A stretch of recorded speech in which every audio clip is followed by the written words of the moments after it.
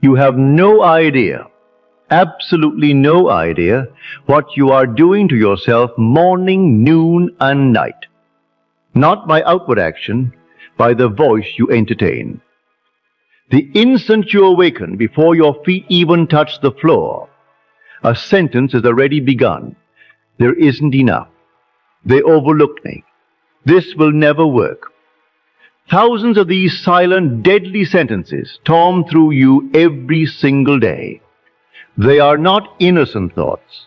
They are the old man speaking. Paul cried out with fire, "Put off the former conversation which is corrupt, the old man, and put on the new man, created in righteousness and true holiness."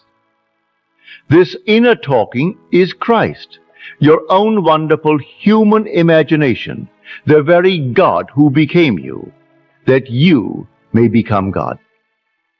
So you must be watchful all day long, especially the moment you open your eyes and the moment you close them at night. Catch that voice the instant it rises within you, because you cannot change what you do not detect. The moment you hear the old voice beginning, stop. Do not finish the sentence. Do not give it one more word. Now, right in this instant, the old voice grows stronger the moment you debate with it. Simply dismiss it, cast it out, and instantly replace it with the voice of the wish fulfilled. Let me show you exactly how, just as I have told my friends for years, so you can do it this very second and feel the difference immediately. Take your deepest desire right now. Suppose the old voice says, "There isn't enough money." Immediately, let the new voice rise inside you, exactly as though it were already true. Hear your friend on the telephone, voice ringing with excitement. You won't believe it. The money came through exactly as you imagined. I am so thrilled for you. Hear them laughing. I always knew you would make it. Look at you now. If the old voice whispers, "I am so lonely," replace it. Hear your beloved calling your name with such love. "Darling, I can't live without you. You are my whole world. We are together forever." Feel their warm arms around you. Hear the tenderness in every word. If the old voice says, "My body is weak," let the new voice declare. Hear the doctor say with astonishment, "It's completely healed. I've never seen anything like it." Hear your friends exclaim, "You look radiant. What happened? You're glowing." Whatever your desire may be, replace the old voice with the exact words and sounds you would hear if the wish were already an accomplished fact. Let that new voice vibrate through your whole body, warm, real, certain, natural. Do this immediately. Do not wait. Do it now.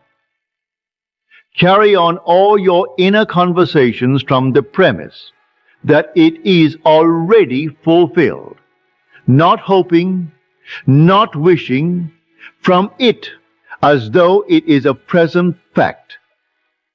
You will slip many times. When you do, simply return. You will forget.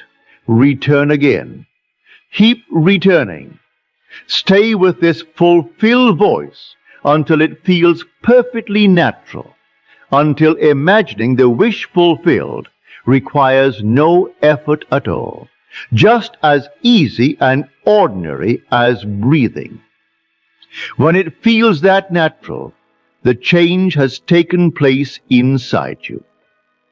When the world dares to say no, when circumstances scream the opposite, When delay shows its face, remain loyal to this inner voice. Do not let the outer no silence your inner yes. Instead, make the inner yes even louder. Keep hearing the congratulations. Keep feeling the fulfillment. No man can serve two masters. The old voice and the new cannot both sit on the throne of your mind. One must be dethroned. One must lose all power.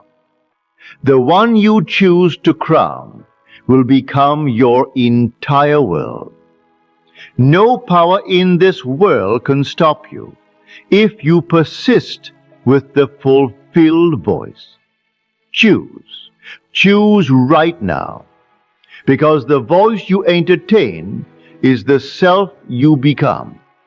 And the self you become is the world you meet. Awake, O sleeper. You are not a man struggling with voices. You are the voice. You are Christ in you, the very God who became man, that man may become God. You are the I am, the operant power. Claim your throne this very moment. Speak only from the end. Speak only the fulfilled voice, and watch. The entire world will bow and rearrange itself before the God that you have always been.